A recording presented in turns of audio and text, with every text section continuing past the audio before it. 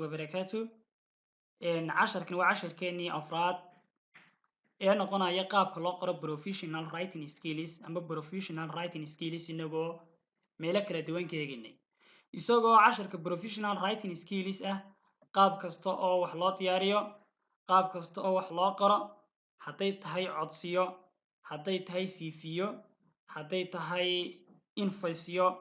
hadday tahay company siduu shaqaynayo shaqadiisa sida loo codsi loo qoro hadday tahay shaqaale sida codsi loogu qoro hadday tahay shaqo sida loo codsado professional writing skills waa qaabo fara badan oo qofku xirfad ku yeelanayo oo xirfadaasi tahay qaabab kala duwan amba qaabab kala duwan sida ma garanaysaa wax loogu diyaariyo haddaba casharkan waxaynu ku qaadanaynaa waxa weeyaan qaabka loo qoro invoice-ka sida halka ka muuqata waxaanu qornay waxa weeyaan warqad invoice ah qudheeda invoice-ku way kala duwan yihiin oo invoice-ka loo qorayo farmasiga amba warqadda invoice-ku ku jarayo farmasiga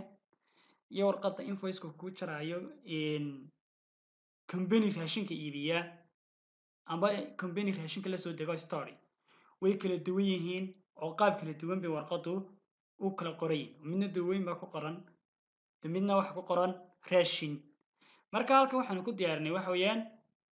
sida tusaale ka muuqato aynu tusaale soo qaadanay waxa weeyaan company-ga la yiraahdo Al-Nur Trading Company markaynu halkaa aynu tusaale soo qaadanay warqadda invoice-ka sida halkaa ka muuqata waxa kaloo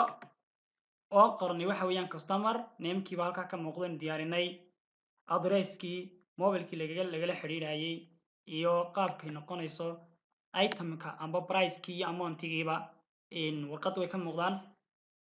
sidoo kale amount in words iyadoo weer ahaan lagu qorayo iyo signature-kii saxiixyadii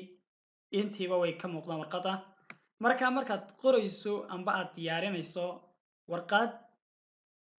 invoice ah aad u diyaarinayso company amba meelo kale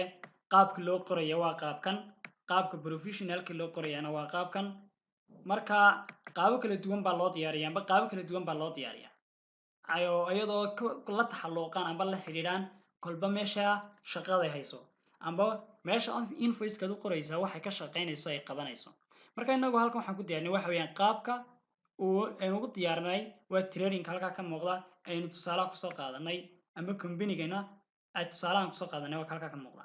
marka qaabka warqaddu noqonaysaa qaabkaasuu noqonaya haddii aynu tusaalihii aynu ku dabaqno qaabkaad u gelinaysaa halkan baad gelinaysaa marka qaabka u diyaarinaysa warqadii qaabkaasuu noqonayaa casharka xiga intaan soo gelin doonaa asalaamu calaykum waraxmatullaahi wabarakaatu